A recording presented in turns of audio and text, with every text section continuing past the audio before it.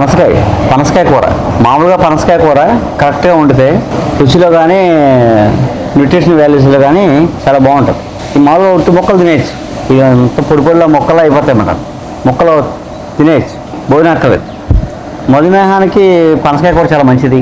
పనసకాయ ఆ పీస్ పొడి అమ్ముతుంటారు. షుగర్ పేషెంట్లు ఇప్పుడు ఆన్లైన్లో తెచ్చి కొన్ని వాడుతున్నారు. పొడి తింటే షుగర్ తగ్గుద్ది. కూరలో కాదు, డైరెక్ట్గా పొడి కలుపుకొని తాగుతున్నారు.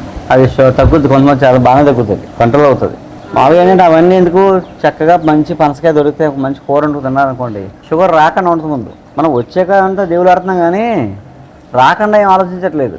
ఇవన్నీ రాకుండా తింటే రావు, ఉన్నప్పుడు తింటే కంట్రోల్ అవుతాయి. అలా మేము పనసకాయ కూర, పనసకాయతో ఒక 100 రకాల కూర ఉండొచ్చు ఒక పనసకాయతో. ఇందులో ఆయిల్ వేసాం, నువ్వుల నూనె, ఉల్లిపాయ పేస్ట్ బయట అన్నీ, ఇంకా ఆవాలు నిద్ర ఏం అక్కర్లేదు, బయటకి వేసిన అంటే అలా కూడా వేసి వండుకోవచ్చు. సింపుల్గా వండుకోవడం చెప్తున్నాను.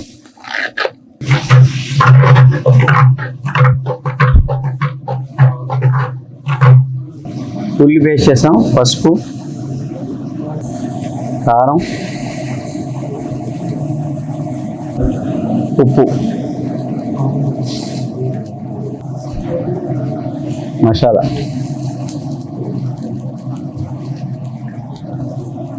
ఈ ఉల్లి బాగా వేగాల, ఉల్లి పచ్చి వస్తుంది రాకూడదు. బాగా వేగాక పనసకాయ ముక్కలు వేసి కలిపేస్తే ఉల్లి అంతా ముక్కలు పట్టేసుకుంటారు. కలుపుతుంటే టమోటా పేస్ట్ అలా గ్రేవీ అయిపోతుంది, పొడి పొడిగా ముక్కలు అయిపోతుంది.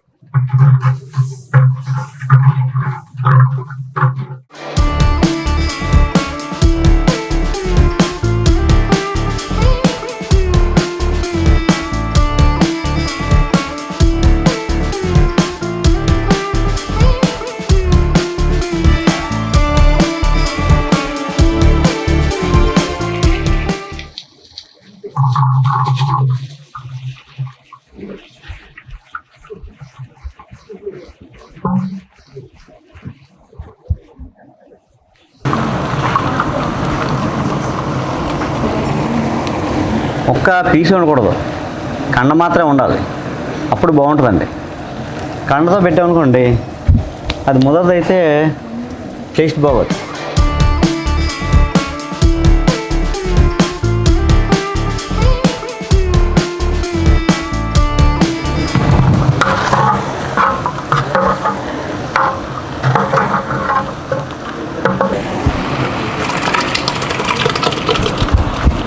ఇది టమోటా చెప్పాం కదా, టమోటాలు కొన్ని నెయ్యి వేసి ఉడకబెట్టుకొని ముందు పేస్ట్ చేసుకోవాలన్నమాట.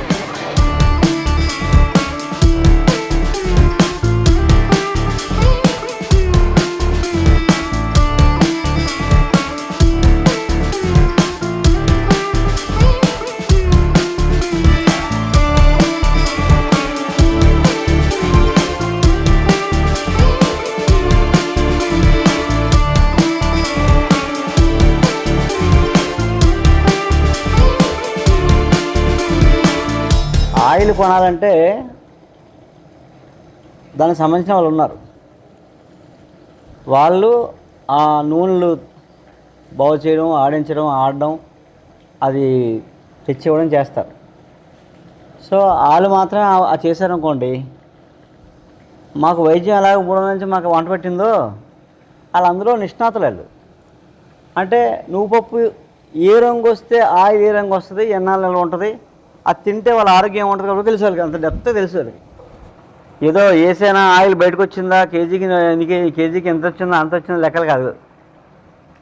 ఆ చేసిన ఆయిల్ చిన్నవాడు బాగున్నాడా లేదని వాళ్ళకి తెలుసు అండి. దీపానికి ఏ ఆయిల్ ఇవ్వాలి, వంటలకి ఏ ఆయిల్ ఇవ్వాలి, ఆవకాయలకి ఏ ఆయిల్ ఇవ్వాలి అనేది వాళ్ళకి తెలుసు. ఆ పట్టు తెలుసు వాళ్ళకి, అందుకని అందులో ఎక్స్పర్ట్స్ వాళ్ళు. కాబట్టి వాళ్ళ దగ్గర మనం తెచ్చుకుంటే కరెక్ట్. అలాంటి వాళ్ళు పెట్టారనుకోండి మనం ఎక్కువగా కొనుక్కోవచ్చు. ఎవడైతే పండిస్తాడో తయారు చేస్తాడో వాడి దగ్గర ఉన్న జెన్యూనిటీ అమ్మేవాడి దగ్గర ఉంటుందంటే చెప్పలేం. అంతేనా కదా? పండించేవాడి దగ్గర వస్తువు తయారు చేసేవాడు ఎవరైతే ఉన్నాడో వాడి దగ్గర ఉన్నంత జెన్యూనిటీ ఆడి దగ్గర తెచ్చి కూడా అమ్ముతాడు చూసారా, వాడి దగ్గర ఉంటున్న గ్యారంటీ లేదు. అమ్మడం కోసం బోర్డు చెప్తాడు హరికథలు, నిజమేంతో అబద్ధం తెలియదు.